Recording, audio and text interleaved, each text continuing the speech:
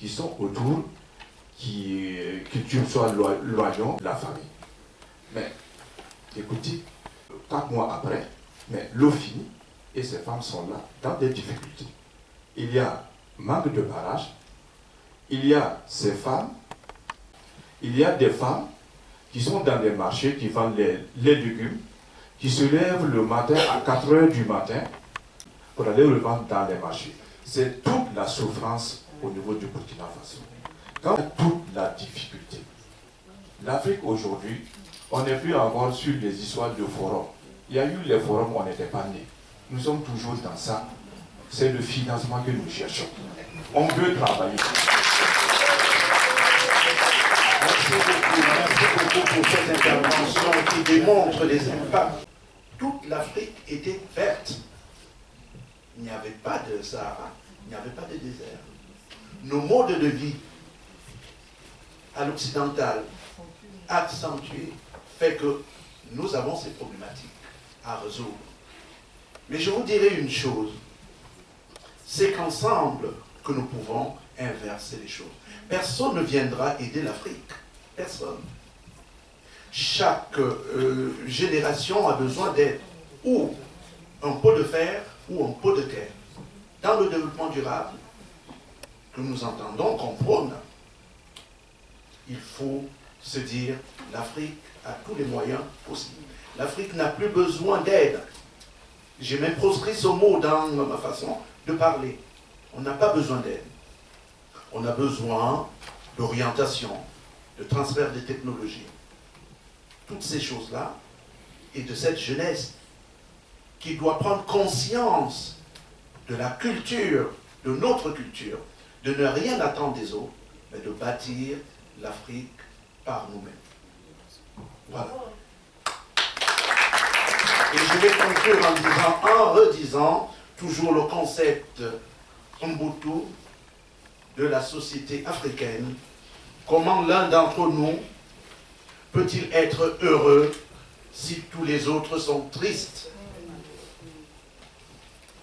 Dans cette culture de la tribu africaine, Ubuntu, cela signifie « Je suis parce que nous sommes ». Et je vous remercie de nous avoir écoutés. Ça m'a fait du plaisir, ça m'a donné du plaisir de découvrir que ce continent, nous y tenons tous. Et nous devons donc, par cette mesure, prendre vraiment à bras le corps le développement durable avec tout son environnement. Vous voyez, la multiplicité des sujets aurait pu nous amener à y passer l'après-midi, la journée, pourquoi pas. Mais c'est tellement intéressant. Et vos questions aussi étaient bonnes. Et surtout le panel qui vous a vraiment apporté des éclairages, vous avoir donné cette fibre. Continuez comme ça et dites-leur merci par juste cette merci.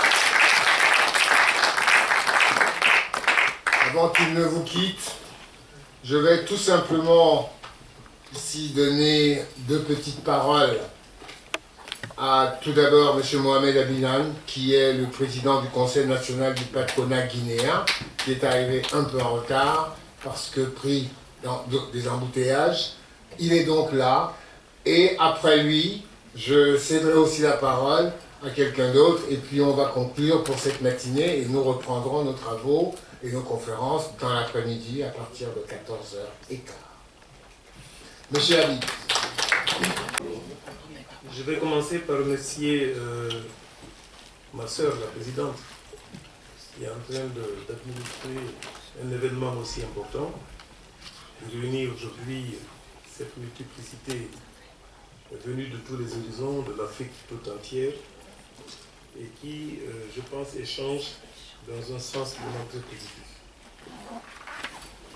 Je suis venu, c'est la première fois que je participe à un panel organisé par cette organisation et c'est un plaisir pour moi d'être là. Je dirais que j'ai écouté tous les intervenants. Je me suis fait une idée déjà sur place ici de tout ce qu'on a pu discuter comme thème. Et je viendrai par donner quelques petites conclusions. Je vais d'abord me présenter et vous faire un petit récit d'un parcours pas très brillant certes, mais qui m'a conduit aujourd'hui à être parmi vous. Je suis guinéen. J'ai commencé mon parcours très jeune. Je n'ai pas eu la chance de faire des études supérieures ou d'aller à l'université ou de bénéficier de certains avantages de ceux parmi nous qui ont fait des grandes études. J'ai quitté l'école, j'avais 14 ans. Donc j'ai fait un parcours qui me permettrait rapidement de conclure. C'est un parcours qui a évolué dans les petites communautés villageoises. Donc à 14 ans, j'ai quitté l'école. J'étais dans une école de nos parents, que nous connaissons en Afrique. C'est d'être au chevet de son père, l'accompagner, profiter de son expertise, de son expérience et de son entourage et de tous les conseils possibles. À la date de ce jour, je m'en réjouis. Je suis le président élu du Conseil national du patronat guinéen le 10 décembre et j'administre tout un tas d'activités. Je suis membre du Conseil économique et social de mon pays. Je suis le président de l'Association professionnelle des assureurs de la Guinée. Et je suis le deuxième vice-président de ce qu'on a créé, qu'on appelle la plateforme de concertation du secteur public-privé. C'est une plateforme qui réunit l'ensemble des opérateurs économiques pour en faire une vitrine de défense pour l'intérêt du secteur privé vis-à-vis de l'État et vis-à-vis des partenaires au développement. Alors ces petits parcours m'ont permis de graver des échelons de par une expertise, pas par une formation. Et ce qui va me conduire aujourd'hui à dire que je suis heureux de participer à cet événement et je demanderai peut-être qu'on puisse toucher de près certains sujets, notamment le premier va concerner la promotion de l'entrepreneuriat jeune, puisqu'on parle de l'avenir de l'Afrique, on parle de l'avenir de notre pays. Et je pense, à mon humble avis, vu le parcours que j'ai eu, c'est de là où il y a le ressort du développement de l'Afrique. Le deuxième élément que je voulais développer avec vous rapidement, c'est les carences que nous allons vous expliquer. Parce que simplement, nous voyons le résultat final.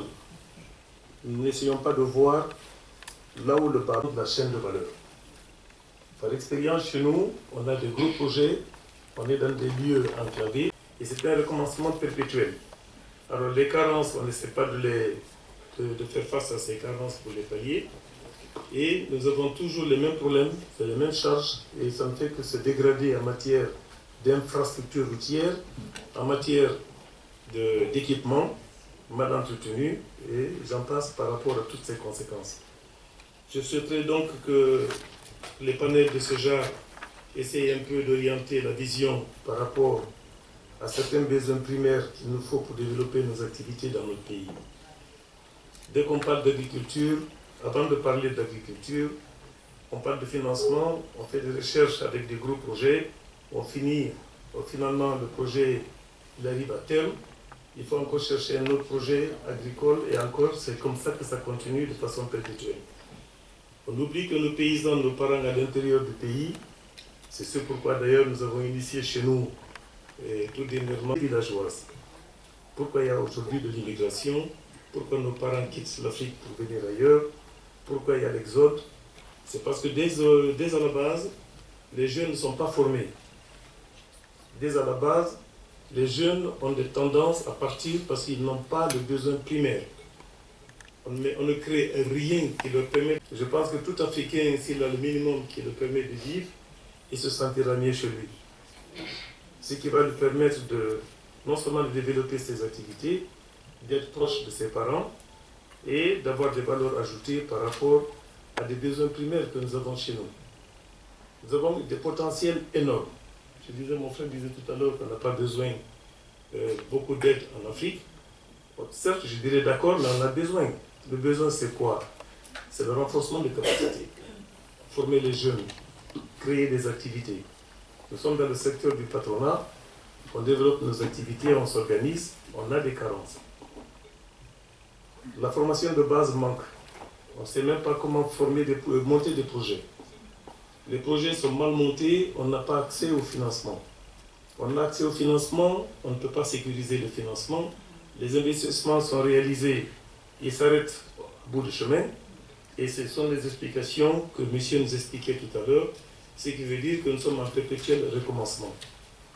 Le second élément qui est important, pour lequel je voulais résumer rapidement, c'est les difficultés que nous avons avec nos États en Afrique. Aujourd'hui, dès qu'on parle de détournement de fonds, on parle de corruption, on sent des étoiles filantes qui tournent de part et d'autre. Alors pourquoi ne pas changer un peu la vision? Moi, j'ai participé à un séminaire au Cameroun où on parlait de la prévention à l'atteinte de la fortune publique. Je pense qu'aujourd'hui, nos partenaires au développement devaient tous, et nous, nos dirigeants en Afrique, on doit en principe aiguiser leur attention pour qu'on sache que tous les financements que nous recevons en Afrique, ces financements, certes, sont utilisés à bon escient, c'est ce qu'on peut dire. Une bonne partie est mal utilisée et ce sont les contribuables africains qui payent. C'est nous qui payons. Ce sont nos parents villageois à l'intérieur du pays qui payent les conséquences. Ce qui veut dire que lorsque la fortune publique, administrée par nos administrants chez nous, et nous-mêmes, les Africains, on ne s'implique pas à la bonne gestion de cette fortune publique, ça veut dire qu'il y a une dégradation systématique des biens acquis chez nous en Afrique. D'où le besoin d'avoir la perception de cette prévention. Pour que l'on sache que la fortune de l'Afrique, c'est la fortune de tous les Africains, de la base au sommet. Et que l'outil de développement, ce n'est pas simplement un besoin personnel, un développement personnel.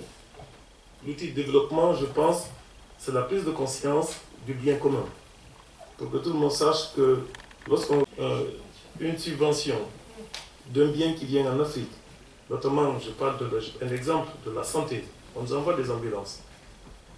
Nous avons des parentes qui sont en grossesse dans des coins très reculés. Pour avoir accès à ces dames, dont on a vécu l'expérience il n'y a pas longtemps en Guinée, c'était vraiment déplorable.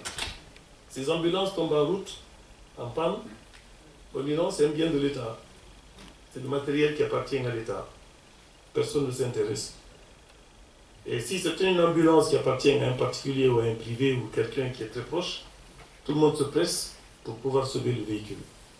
On oublie que les subventions, des fois c'est des subventions, mais j'aimerais que tout le monde sache qu'il n'y a pas de subvention pour rien. Il faut bien que tous les Africains comprennent de façon très claire que tout ce que nous avons comme aide, c'est bien calculé, soit pour nous aider à développer, pour qu'on ait des retours en compensation qui permettent aux Africains de se promouvoir, soit c'est des compenses en matière de règlement de dette croisée, où il y a toutes les formes. Alors si nous ne protégeons pas nous-mêmes les acquis que nous avons chez nous, sachez que nous participons à une hémorragie financière, ce qui constitue pour nous des gâchis énormes. Donc nous continuons à travailler d'un côté pour dire bon, on se fait de l'argent, de l'autre côté on laisse des dérapages terribles et nous payons les conséquences. Pour revenir, pour ne pas trop faire de leçons, je dirais que c'est simplement des analyses que j'ai eu à faire sur le coup.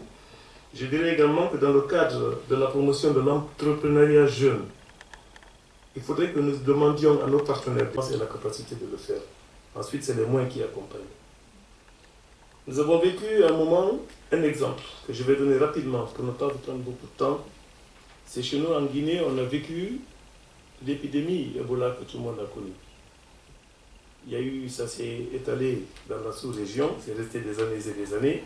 Il y a eu des milliers. La priorité va d'abord pour soigner la population. Ça veut dire que tout ce que l'État a prévu en matière de financement est fermé.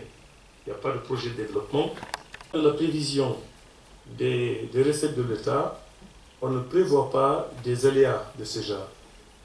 Regardez, aujourd'hui, c'est ce que j'ai dit à l'occasion d'un forum qui s'était tenu au Maroc, où le chef de l'État guinéen a intervenu, il a plaidé pour expliquer que Ebola est fini.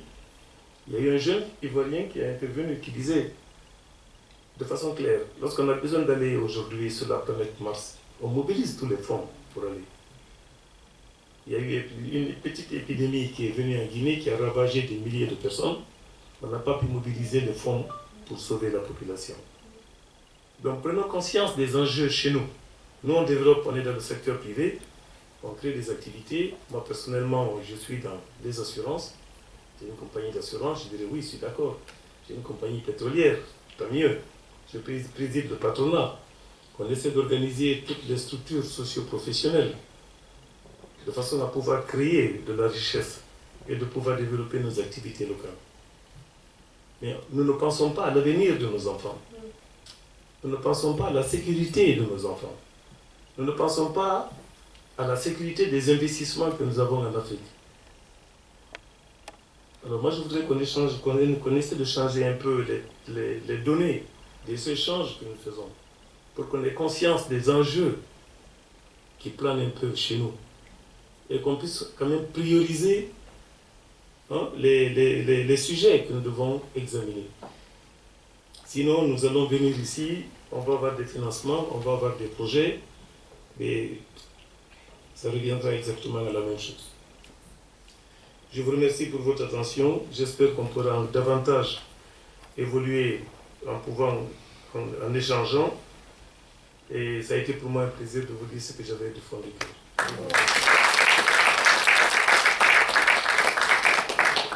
Merci, M. Mohamed Khan. C'est vrai, c'est touchant. C'est une très belle matinée, très riche. Nous allons pas tarder à arrêter pour cette matinée, mais juste avant, j'accorde 2 minutes à monsieur qui est l'administrateur général des services de l'État, au service de la coopération internationale.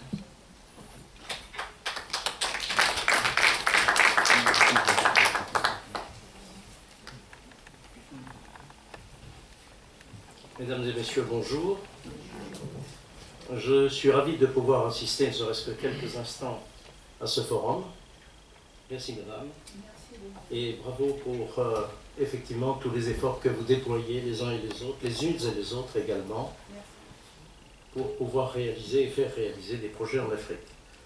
Je voudrais dire simplement que déjà, bien souvent, j'ai entendu ici le président du patronat guinéen, pour reprendre ce que vous venez de dire à propos d'Ebola.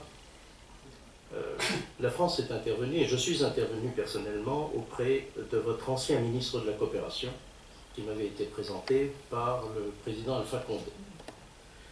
Et je l'ai appelé à ce moment-là parce que nous avions mis en place un dispositif pour pouvoir intervenir sur Ebola. Il s'est avéré que pour un de mes amis, d'ailleurs, une de mes relations, était directement chargé par des groupes, des laboratoires, à propos de qu'il y ait d'abord un problème sécuritaire extrêmement important.